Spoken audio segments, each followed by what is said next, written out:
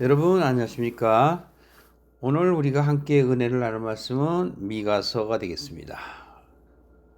지난 시간에 말씀을 드린 것처럼 미가라는 그 의미는 누가 여호와 같은가, 누가 하나님께 속한 자인가 라는 뜻이 있다고 말씀드린 바 있죠. 또 1장에서 우리가 야곱의 허물을 인하며 또 이스라엘의 족속의 죄를 인함이라 라고 말씀을 하셨죠. 그리고 그 허물에 대해서 이야기합니다. 그렇기 때문에 어떤 사마리아라든가 예루살렘이라든가 이런 어떤 족속의 이름들은 모든 성경 안에서의 하나님께서 구원할 자들을 비유로 말씀하신다는 것을 여러분들이 생각하시면서 2장 1절 보시면은요. 침상에서 악을 꾀하며 간사를 경영하고 날이 밝으면 그 손에 힘이 있으므로 그것을 행하는 자는 화 있을진저. 이래요. 지금 무슨 말씀을 하시는 걸까요? 바로 악한 자들은 그 자는 가운데, 즉 휴식을 하는 가운데도 그렇게 나쁜 생각을 한다는 거예요. 하나님의 생각과는 영 다른, 즉 상반된 생각을 갖고 있기 때문에 간사를 경영한다 이렇게 얘기하는 거죠. 그래서 악한 자들이 이러한 생각들은 바로 구원받을 자들을 구원받지 못하게 미혹하고 또 자신들의 그 굴레를 씌우려고 하는 것이에요. 그런 것들이 강하다라는 것을 지금 1절에 그들이 날이 밝으면 힘이 있다 이거예요. 손에 힘이 있다라는 것을 그것을 강행한다라는 것을 말하는 것이죠. 2절에 보시면 그들은 어떻게 합니까? 즉 악한 자들은 밭들을 탐하여 빼앗고 집들을 탐하여 취하고 그들이 사람과 그 집 사람과 산업을 학대하도다. 그러니까 구원받을 모든 하나님의 사람들을 미혹한다라는 거예요. 그게 빼앗는 거죠.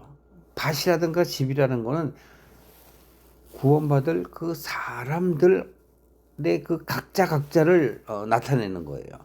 그리고 집사람이라든가 그 산업을 학대하다 하는 건 그들의 마음을 휘어잡는 것을 말하는 거죠. 그러니까 악한 자들은 하나님의 사람들을 빼앗는 거예요. 그래서 이렇게 비유로 말씀을 하는 거죠. 따라서 3절에 보면 그러므로 여호와의 말씀에 하나님이 어떻게 말씀하시는가 보시죠. 내가 이 족속에 재앙을 내리기를 계획하나니 너희의 목이 이에서 벗어나지 못할 것이요 또한 교만이 다니지 못할 것이라. 이는 재앙의 때입니다. 하나님께서 우리들의 악함을 보는데 지금 여기에서는 더 악한 자는 따로 있다는 것이죠. 그 악한 자들을 미혹하는 것. 악한 자들이라는 건 여러 번 말씀을 드린 바처럼 하나님의 뜻을 모르고 미혹에 넘어가는 자들을 악하다는 거예요. 그럼 선한 자 뭘까요? 하나님의 뜻을 깨닫고 하나님의 길로 가는 자들이 선한 자들인 것이죠. 그래서 여기 여호와의 말씀에 그들을 재앙하시겠다라고 얘기하잖아요. 그럼 이 재앙을 우리가 받아들일 때 은혜로 받아들이시느냐 또는 저주로 받아들이시느냐 이러한 것들은 우리가 성경 안에서 자주 목격할 수가 있죠. 하나님께서는 우리 스스로가 그 굴레에서 벗어날 수 없기 때문에 하나님이 그러한 재앙을 통해서 깨닫게 하시는 거예요. 그렇다면 또 이 이후에 4절부터 한번 보세요. 그때 즉 재앙의 때에 얘기하는 겁니다. 너희에게 대하여 통사를 지으며 슬픈 애가를 불러 이르기를 우리가 온전히 망하게 되었도다. 그가 내 백성의 산업을 옮겨 내게서 떠나게 하시며 우리 밭을 나누어 패역자에게 주시는도다 하리니. 미리 예언하시는 거잖아요. 이것은 언제 징계를 받고 자기가 어떤 곤란한 지경에 이르르면 하나님에 대해서 어떤 심정을 갖는가 하는 것을 피력하는 거예요. 풍사를 지은다라는 건 풍자해서 노래를 부른다라는 거죠. 그러니까 그 마음 속에 하나님을 겉으로는 탁 얘기할 수가 없으니까 이렇게 슬픈 애가를 지어갖고 얘기할 때 우리가 온전하게 망하게 됐다. 망하는 게 어떻게 온전해요? 폭삭 망했다 이런 뜻이잖아요. 그리고 그가 그러잖아요. 하나님께서 내 백성의 산업을 옮겨 비유로 하는 거예요. 자기를 빗대어서 내 백성은 자기를 얘기하는 거잖아요. 하나님께서 나를 이런 얘기죠. 하나님께서 내 것을 나누어서 패역자들에게 주었다라고 너희들이 이야기한다라는 것을 말씀을 합니다. 또 5절에 그러므로 여호와의 회 중에서 제비를 뽑고 줄을 띨 자가 너희 중에 하나도 없으리라. 결국은 뭐예요? 이러한 사람들은 구원을 받을 수가 없다. 즉 하나님 나라에 들어갈 자격뿐만이 아니라 들어가려고도 하지 않는다 이런 거예요. 그래서 이들은 또 뭐라고 하나 보십시오. 6절에 그들이 말하기를 너희는 예언하지 말라. 이것은 예언할 것이 아니오늘 욕하는 말을 그치지 아니한다 하는도다. 그렇다는 얘기예요. 예언하지 말라. 듣기 싫다는 거예요. 지금 여기서 이렇게 풍사를 짓고 슬픈 애가를 지어서 너 스스로가 내가 이렇게 어려운 일을 당하게 된 것은 무슨 뜻이냐. 여러분들이 욥기를 한번 생각해 보시면 돼요. 욥도 그렇지 않습니까? 처음에는 하나님께서 모든 것을 다 이루시고 하나님께서 나를 인도하신다 그러면서 막 기뻐하고 했으나 사단의 미혹과 유혹도 자신의 그 지인들로부터의 비난과 판단을 받으면서 힘들어하는 그 모습들이 있잖아요. 이것처럼 미가서에서도 그렇게 얘기하는 거예요. 내 것을 갖다가 하나님께서 거두어서 남들에게 나눈다. 악한 놈들한테 내 것을 준다라고 얘기하는 거예요. 같은 말씀이죠. 그러니까 오늘날도 우리는 어떤 자기가 원하는 일들이라든가 목적하는 것들이 잘 이루어지면 하나님께 영광이라고 그러고 할렐루야 하며 또 어떤 건강상이라든가 하고자 하는 일들이 이루어지지 아니하면 또 이와 같은 엉뚱한 소리를 하고 있지 않습니까? 지금 미가서에서는 1장에서 얘기했던 그 야곱의 허물, 이스라엘 족속의 허물이라 함은 이것은 물론 야곱의 12아들을 통한 그런 이스라엘 족속을 얘기하는 것이지만 하나님의 참된 사람이 되어야 할 자들이 하나님의 그 뜻을 어기고 세상과 버타는 걸 얘기하는 거예요. 그게 허물이라는 것이죠. 그러니까 야곱의 족속들은 바로 이스라엘의 수많은 구원받을 민족을 의미하는 거거든요. 그들이 하나님의 마음을 버리고 세상의 마음에 빠졌다는 것을 얘기하는 거 아닙니까? 그러한 사람들이 하나님께 나아갈 수 없다라는 것. 그것을 또 개인적으로 얘기하면 여러분이나 나 개인의 뭐라고 얘기해야 될까요? 신앙관을 얘기하는 거예요. 내 신앙이 하나님을 쫓겠다 하고 교회에 다니고 또 성경 공부도 하고 그 외에 여러 가지 구제 사역이라든가 봉사 활동들을 하시는 분들이 어떠한 환경에 젖게 되면 바로 이렇게 사단의 괴계에 빠지게 되면 미혹에 넘어가서 하나님을 멀리하는 것이죠. 그래서 하나님께서 그걸 안타까워하시는 내용들이 지금 1장, 2장에 거쳐서 계속 말씀하시는 거예요. 그러나 너희들이 하나님이 보시기에 벗어나는 자들도 있겠지만 지금은 그렇지 못하다라는 것을 말씀을 하시는 거예요. 그래서 이렇게 얘기하십니다. 6절에 다시 한번 보세요. 너희는 예언하지 말라. 이것은 예언할 것이 아니다. 욕하는 말을 그치지 아니한다 하는 것은 그 징계를 받으려고 하지 않는다. 어려운 상황을 내가 왜 이렇게 되었는가라고 생각하지 않고 모든 것을 자꾸 떠맡긴다라는 것을 얘기합니다. 그러니까 하나님께 돌리는 거예요. 마치 창세기 처음에 아담과 하와 때처럼 아담이 그러죠. 하나님께서 주신 그녀가 나로 하여금 이 선악과를 먹게 해서 먹었지 내가 무슨 죄가 있습니까? 이렇게 얘기하는 것 같단 말이에요. 하나님의 뜻은 뭐죠? 하와를 통해서 그러한 죄성을 깨닫고 죄의 길로 가지 않겠다라는 그 다짐을 하기를 원하시는데 도리어 하나님께 뭐라고 반기를 듣는 것이죠. 그 약한 마음을 나타내는 것입니다. 7절 보세요. 너희 야곱의 족속아 어찌 이르기를 여호와의 신이 편급하시다고 하느냐 그런 거예요. 왜 하나님이 이렇게 분노를 나타내시느냐라는 뜻이에요. 그의 행위가 이러하시다. 자기가 단정해서 하나님을 판단하는 거예요. 나의 말이 행위가 정직한 자에게 유익이 되지 아니하겠느냐라고 말씀하세요. 여기서 행위 정직한 자라는 얘기는 선한 자들을 나타내는 거예요. 그러니까 하나님의 그 징계를 받아들이고 자기 자신을 돌아볼 사람, 그런 사람이 바로 구원받을 자죠. 하나님께 반기를 들고 도리어 역으로 얘기하는 자들은 구원받지 못할 자임을 말하고 있는 것입니다. 그래서 8절 한번 보실까요? 이렇게 됩니다.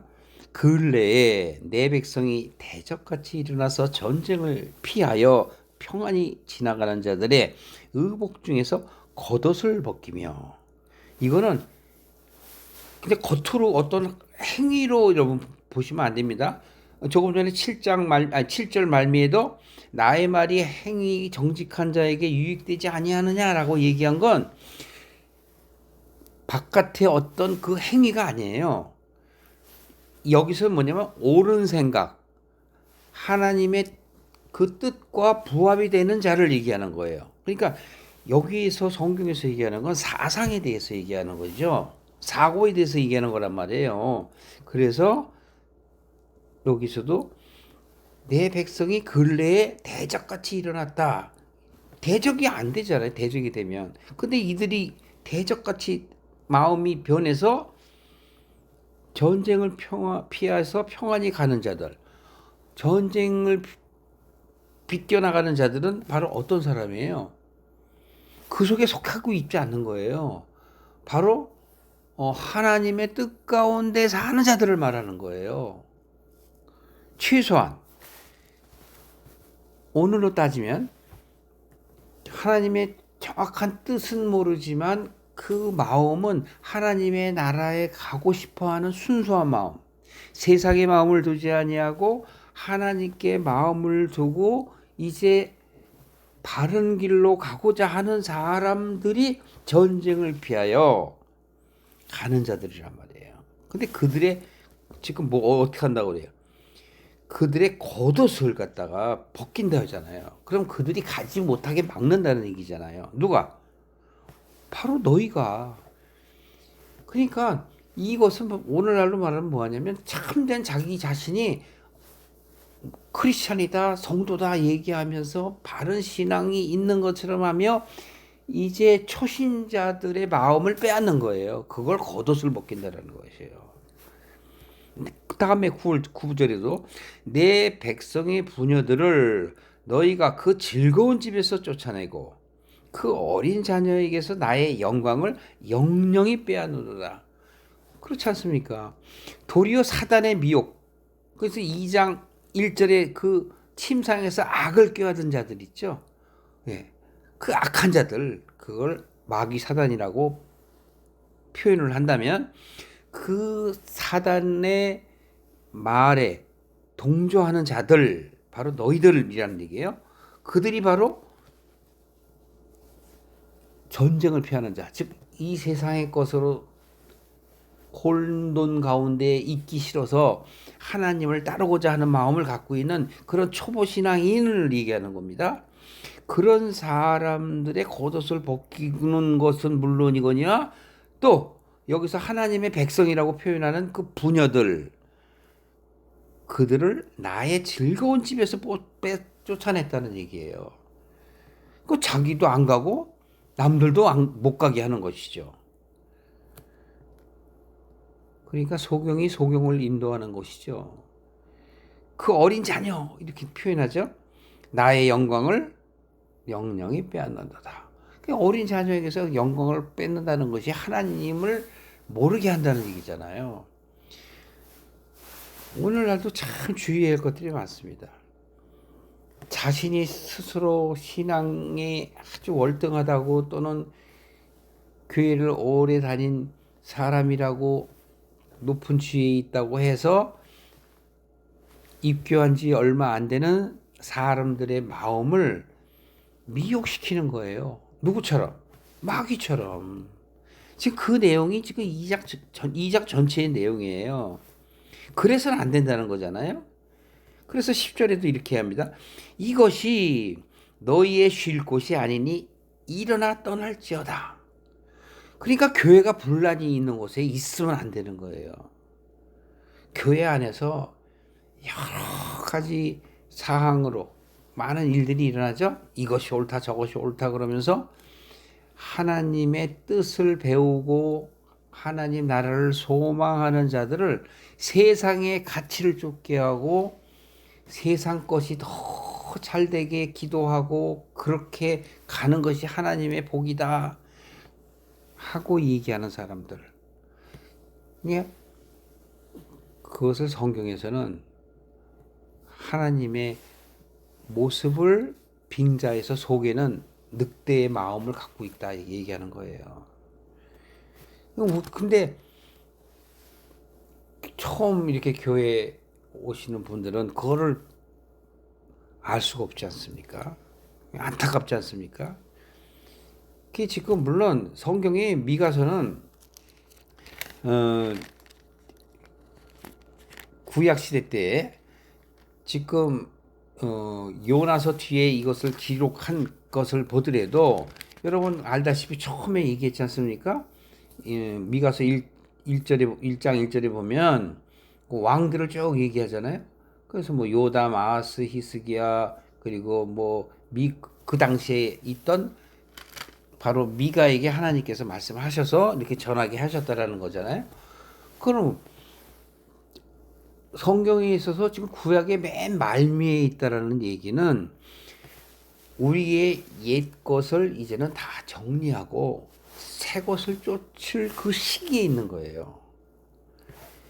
제가 이렇게 말씀을 드리면 이것을 잘 이해하실 수 있는 분이 얼마나 계실지 모르겠습니다만 성경은 이렇게 우리에게 생각이 바뀔 수 있도록 역사로서 사건으로서 우리에게 다가오는 겁니다. 여러분이 그냥 읽어내리면 알 수가 없는 거예요. 그래서 하나님의 참 백성이 될 부녀자들, 이 세상에 어떤 정신적 혼란을 겪지 않는 것을 그걸 원하지 않는 사람들을 바로 전쟁을 피해 가려는 사람들, 그래서 평안히 지나가는 자들이라고 이야기를 합니다. 그런데 그 사람들의 의복을 벗긴다든지 그들의 밭이나 집을 빼앗는다든지 하는 것은 사단이 하는 일이잖아요. 우리들은 잘 몰라요. 왜냐하면 겉으로는 다 선해 보이니까 알 수가 없죠. 그래서 10절에 이렇게 얘기합니다. 이것이 너희의 쉴 곳이 아니니 일어나 떠날지어다. 떠나야 되는 거예요. 왜?